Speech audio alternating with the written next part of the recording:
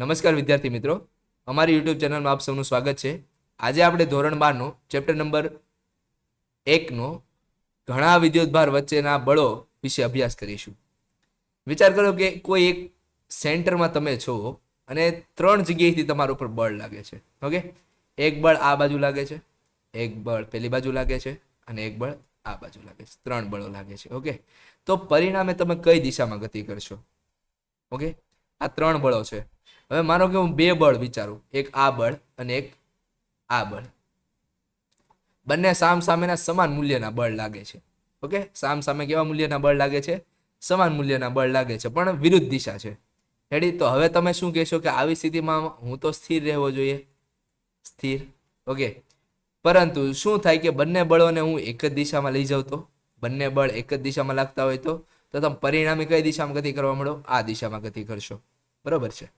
ચાલો, હવે same to same કે આ જે બળ લાગે છે, એક બળ આ દિશામાં લાગે છે, એક બળ આ દિશામાં લાગે છે, એક બળ આ દિશામાં લાગે છે. ઓકે, આ F1 કહી દઉં, આને હું F2 કહી દઉં અને આને હું F3 કહી દઉં.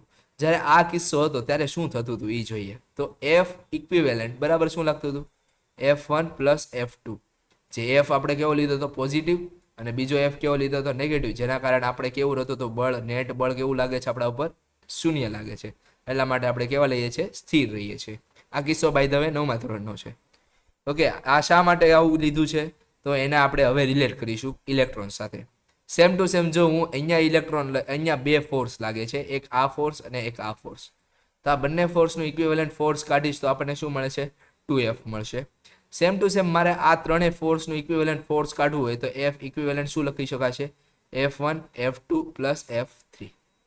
ઓકે, હવે વિચાર કરો કે એક ઇલેક્ટ્રોન અહીંયા છે, એક ઇલેક્ટ્રોન અહીંયા છે, બીજો ઇલેક્ટ્રોન અહીંયા છે, ત્રીજો ઇલેક્ટ્રોન અહીંયા છે, ચોથો ઇલેક્ટ્રોન અહીંયા, 5 n ઇલેક્ટ્રોન છે, n પ્રકારના ઇલેક્ટ્રોન છે, અને એનું ઉગમ બિંદુ અહીંયા આપેલું છે. ઉગમ બિંદુ આ દિશામાં છે. રેડી? હવે સમજો ધ્યાનથી કે મારે કોઈ P બિંદુ છે, આ P બિંદુ છે, એના ઉપર લાગતું બળ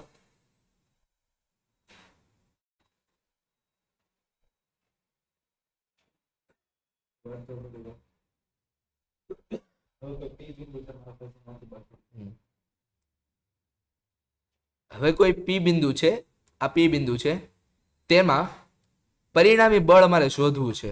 તો પરિણામી બળ કઈ રીતે મળશે? તો આ ઉગમ બિંદુ છે, આને હું O નામ આપી દઉં છું. ત્યાંથી લઈને એક દિશા, આને હું નામ આપું છું Q1. ઓકે, આને હું નામ આપું છું Q2. આને મેં નામ આપ્યું Q3. ઓકે, હવે જો આનો સ્થાન સદિશ હું R1 આપીશ, આનો R2 આપીશ, આનો R3 આપીશ. ઓકે, અને આ P બિંદુ છે, ત્યાંથી તમારે શું શોધવાનું છે? ઇક્વિવેલન્ટ ફોર્સ શોધવાનું છે. ધારો કે આ બિંદુ, આ Q1 દ્વારા P ઉપર આ દિશામાં બળ લાગશે. ઓકે, Q2 દ્વારા આ દિશામાં બળ લાગશે, Q3 દ્વારા આ દિશામાં બળ લાગશે. ચાલો, તો પરિણામી જે બળ છે, અહીંયા 3 પ્રકારના બળ લાગે છે. અત્યારના આ બિંદુઓને ભૂલી જાઓ તમે. અત્યારે માત્ર ને માત્ર કયા બળની વાત કરીએ છીએ આપણે? આ R1P વચ્ચેનું અંતર છે, આ R2P વચ્ચેનું અંતર છે, અને આ R3P વચ્ચેનું અંતર છે. સમજ પડી કયું અંતર કોનું છે? ચાલો, હવે છે ને શું કરીએ તો કે એક પરિણામી સદિશ એવો શોધીએ જે ઉગમ બિંદુમાંથી P ને છેદતો હોય. તો એને આપણે R કહી દઈશું. ઓકે, તો આપણે થોડુંક વર્ણન લખી લઈએ. વર્ણન કંઈક આ રીતના લખીશું. ધારો કે ઉગમ બિંદુથી R અંતરે રહેલું બિંદુ P એના પર Q1 Q2 Q3 up to n વિદ્યુત ભાર દ્વારા FP1 FP2 FP3 જેટલું બળ લાગે છે. FP3 જેટલું બળ લાગે છે અને FPN જેટલું બળ લાગે છે. ઓકે, ચાલો, હવે આપણે શું કહે છે કે બળ શોધવું હોય તો ઇન્ડિવિજ્યુઅલ બળ શોધીએ. Fp1 બરાબર શું લખી શકાય? તો કે K Q1 QP upon R1P square. Same to same Fp2 શોધવું હોય તો K Q2 QP upon R2P square. Up to મારે Fpn શોધવું હોય તો K QP QN upon RPN square. Okay, હવે સમજો કે સંપાતપણાનો સિદ્ધાંત શું કહે છે? તો કે સંપાતપણાનો સિદ્ધાંત એક આ રીતે દર્શાવી શકાય. તો કે કોઈ પદાર્થ પર લાગતું પરિણામી બળનું મૂલ્ય તેના પર જેટલા પણ પદાર્થો દ્વારા સ્વતંત્ર લાગતા બળના સદિશ સરવાળા જેટલું હોય છે. ચાલો હવે આ કહેવા શું માંગે છે? માનો કે અહીંયા એક બિંદુ છે, આ બિંદુ દ્વારા આના ઉપર લાગતું બળ F1 હોય. ઓકે, આના ઉપર લાગતું બળ F2 હોય, આના ઉપર લાગતું અહીંયાથી આ બળ લાગે છે F3 હોય. તો આ બધાનો બેઝિક સરવાળો કરો તો બેઝિક સરવાળો કેટલો લખાય? F1 plus F2 plus F3 લખી શકાય. ઓકે, તો આ જે ત્રણ બળો લાગે છે એનો બેઝિક સરવાળો થયો F1 F2 અને F3. તો આ કણ ઉપર લાગતું બળ શું થશે? F1 plus F2 plus F3. હવે એક વસ્તુ યાદ રાખજો કે અહીંયા આ બંને વચ્ચે લાગતા બળો લેવાના નથી, કારણ કે આપણે પરિણામી બળ કયા બિંદુ આગળ શોધીએ છીએ? આ P બિંદુ આગળ શોધીએ છીએ. ઓકે, એટલે આ બંને વચ્ચે અથવા તો પહેલા અને ત્રીજા વચ્ચે લાગતા બળો લેવાના નથી. એક વસ્તુ યાદ રાખજો. ઓકે, તો આ સંપાતપણાનો સિદ્ધાંત થયો.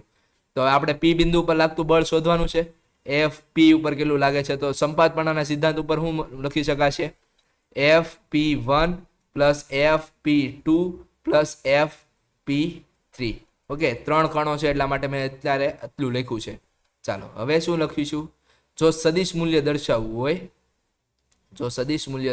હોય તો આને કંઈક આ રીતે લખી શકાય. K Q1 QP upon R1P square એનો મોડ્યુલસ અને અહીંયા આવશે R1P cap plus K Q2 QP upon R2P whole square અને અહીંયા આવશે એનો મોડ્યુલસ અને અહીંયા એનો એકમ સદિશ આવશે R2P plus K Q3 QP upon R3P whole square અને અહીંયા આવશે એનો એકમ સદિશ R3P.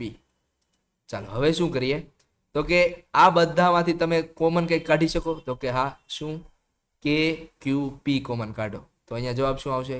Q1 by R1P whole square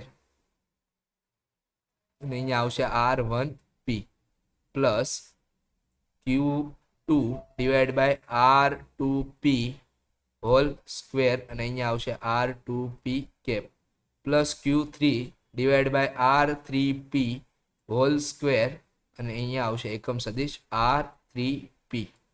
ચાલો હવે આ બધાનું શું થાય છે? સરવાળો થાય છે ને. તો સરવાળાને હું કંઈક આ રીતે રિપ્રેઝન્ટ કરી શકું. Summation over R is equal to 1 2 3 Q of R. Okay, અહીંયા R બંનેમાં રિપીટ થાય છે ને, તો હું અહીંયા R ની બદલે M વાપરીશ. ચાલો M.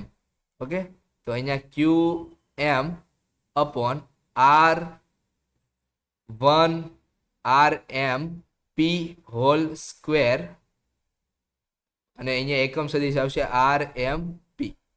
તો આ એનું પરિણામી સૂત્ર છે. બરાબર, દિશા સાથે FP.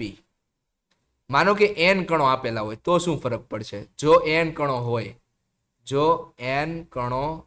હોય તો ફરક એટલો જ પડશે કે FP છે ને એ કે Q P summation over R1 to N ક્યુ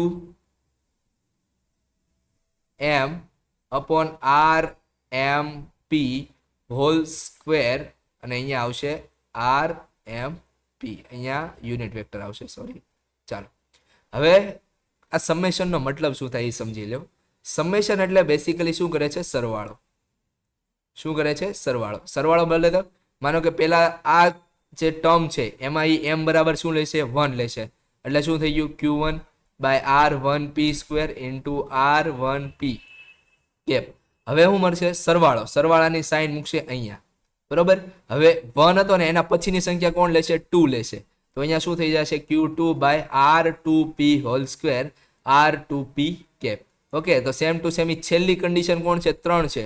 તો અહીંયા છેલ્લી કન્ડિશન 3 આવશે. એના પછી આ સમેશન જે ટર્મિનોલોજી છે એવું શું થઈ જશે? ટર્મિનેટ થઈ જશે. એટલે ત્યાં સરવાળો શું થઈ જશે? અટકી જશે. ઓકે, તો આ રીતે n કણોનો આપણે શું કરી શકીએ? સરવાળો કરી શકીએ. જો એનો પરિણામી સદિશ શોધવો હોય તો આપણે 11મા ધોરણમાં ચોથું ચેપ્ટર, જૂના સિલેબસ પ્રમાણે જાઓ તો ચોથું ચેપ્ટર છે સમતલમાં ગતિ. એના પરિણામી સદિશ વાળી રીતમાં આપણે જોઈ ગયા છીએ કે બે સદિશોનો પરિણામી સદિશ જોવો હોય તો કંઈક આ રીતે થાય, બરોબર. ડિટેલમાં વિડીયો આપણી ચેનલ ઉપર હાજર છે. તમે પ્લેલિસ્ટમાં જઈને ચેપ્ટર નંબર 11ની પ્લેલિસ્ટમાં જઈને એ જોઈ શકો છો. ઓકે,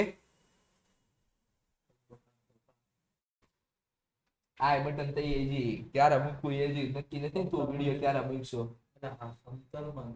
હા, તો આ થઈ ગયો તમારો Q1, આ થઈ ગયો સોરી R2, આ થઈ ગયો R1. તો એનો જે પરિણામી સદિશ આવશે એ ક્યાં આવશે? તો કે આ દિશામાં પરિણામી સદિશ આવ્યો. હવે માનો કે R3 અહીંયા આપેલો છે, તો આ બંનેનો પરિણામી સદિશ કઈ દિશામાં આવશે? માનો કે આ દિશામાં આવે છે, તો આ પરિણામી સદિશ R થઈ ગયું. ઓકે, તો આ જે કણો છે એનો પરિણામી બળ કઈ દિશામાં લાગે છે આપણને મળી શકશે. આશા રાખું છું કે તમને આ વિડીયો પસંદ આવ્યો છે. જો પસંદ થયો હોય તો તમારા મિત્રો સાથે શેર કરો.